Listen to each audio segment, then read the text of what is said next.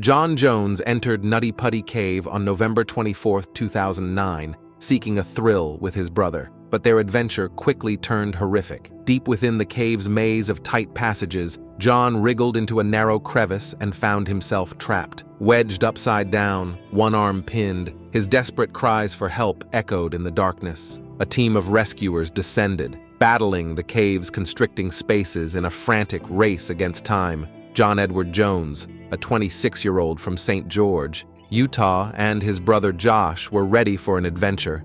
Reuniting in their hometown for Thanksgiving, their childhood passion for caving ignited. Nutty Putty Cave, with a reputation for danger, beckoned them.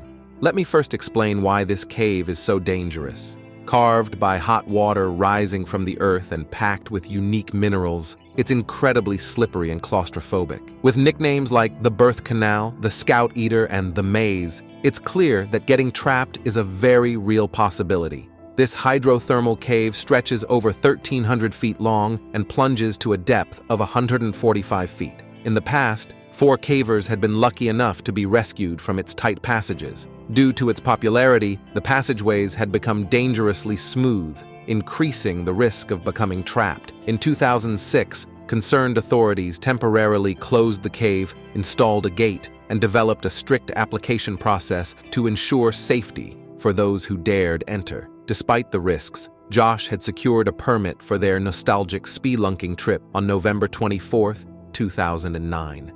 Joined by 9 friends, they ventured into the cave's dark depths. The first hour inside goes smoothly. The group explores a large room aptly named the Big Slide. But then, fueled by a desire for challenge, John, Josh, and 2 others set their sights on the infamous Birth Canal.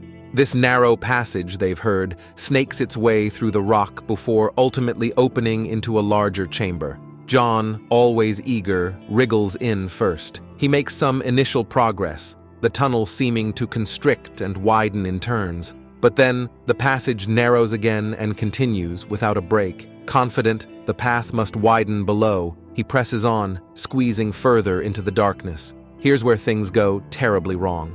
About 50 feet earlier, there was a pivotal moment, a fork in the passage. Sources disagree on whether John entered the Birth Canal and mistakenly turned into a dead-end passage called the Scout Eater, or if he missed the Birth Canal entirely and slipped into a similar crevice known as Ed's Push. Neither route offers an escape. Ed's Push ends in 4 impossibly small passages, too narrow for any human to navigate. Unaware of his fatal misstep, John pushes further, inching his way along. And here, the situation gets truly dire. The crevice turns sharply downward, forcing his body into a contorted position and making it impossible for him to retreat. Trapped more than 100 feet below ground, he finds himself in a horrifying predicament. The space measures a mere 10 by 18 inches, like the jagged opening of a washing machine. Thinking he saw a larger opening on the other side, John tried to squeeze headfirst through the tight spot and turn around,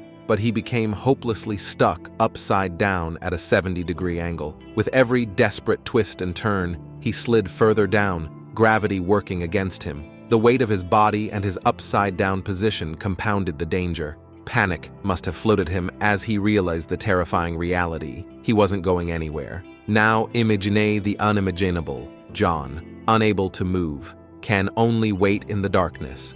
And with that chilling twist of fate, we've reached the beginning of his desperate fight for survival. Josh, his heart pounding, finds John trapped helplessly in the narrow crevice. He tries desperately to pull his brother free, but John only moves a few inches before sliding back down. He's stuck, one arm pinned beneath him, the other forced awkwardly behind his back. His feet dangle free, but the weight of his body works against him. Panic and a sense of urgency washes over them both. They say a quick prayer, and then Josh wriggles his way out of the tight passage, rushing to the surface for help. Their friend stays by John's side. Back on the surface, Josh's frantic call for help is answered. Susan, an experienced rescue volunteer, drops everything and speeds towards the cave. She arrives around midnight, 3 hours after John's terrifying ordeal began. Small and agile, she descends swiftly, reaching John deep within the cave. News of John's predicament spreads quickly. Within a few hours, a swarm of rescuers descends into the cave. Ideas fly back and forth. Even greasing the walls is considered to try and ease his passage back out. Time is not on their side. The final, desperate plan emerges: a rope and pulley system. Rescuers carefully loop a rope around John's legs, intending to slowly pull him upward, centimeter by centimeter. Others frantically drill into the surrounding rock, hoping to chip away enough to widen the space and free him. The process is agonizingly slow. They only manage a few inches after an hour of backbreaking work. Compounding the problem is John's position. He hangs nearly upside down, only his feet sticking out. The low ceiling above makes hoisting him up impossible. With every passing minute, his situation grows more dire. The first pulley system fails, the strain too much for the equipment. The team doesn't give up. They drill deep into the rock, anchoring a new pulley system with bolts. But the space is so tight that only one rescuer can work directly on John at a time. He grows weaker as the hours tick by, his upside-down position taking a devastating toll on his body. His breathing becomes labored. His heart struggles against gravity to pump blood. He drifts in and out of panic. Incredibly, rescuers manage to lower a two-way radio into the cave, allowing John to speak with his wife, Emily, who waits anxiously near the entrance. Both are clearly distraught, but they offer each other words of comfort. As John's 19th hour trapped in the abyss approaches, hope starts to dim. Will they find a solution before it's too late? After hours of agonizing effort, the rescuers finally install their pulley system. It's time to pull John free. Working in unison, 8 men begin to haul on the rope. John cries out in pain at times, but with each pull, he rises a little further. Finally, after the third pull, he's high enough to make eye contact with the nearest rescuer. Exhausted, with red eyes and a dirty face, John still manages a weak smile. They pause to rest, then ready themselves for one final pull. Hope surges. He's almost free. Then, disaster strikes. As they lift John for the 4th time, something terrible happens. The entire team falls backward as the rope goes slack. The nearest rescuer is struck in the face by something hard, and he passes out momentarily. When he regains consciousness, he's surrounded by dust. Once it settles, he sees a horrifying sight. The stone arch where the rope was anchored has shattered, and a bolt has broken off. John is gone. He slid back down the crevice, seemingly even deeper than before. The shocked rescuer, suffering facial injuries from the impact, desperately calls for John. There's no reply. His dad, also part of the team, takes his place. He finds John's breathing shallow and labored. Panicked, he tries attaching a rope around John's waist, but gets trapped himself. Finally wriggling free, he installs a new bolt for the pulley and crawls out, replaced by yet another rescuer. John remains unresponsive. Soon, a medical professional descends into the depths. At midnight on November 25th, he pronounces John dead. The 26-year-old father and aspiring doctor is gone.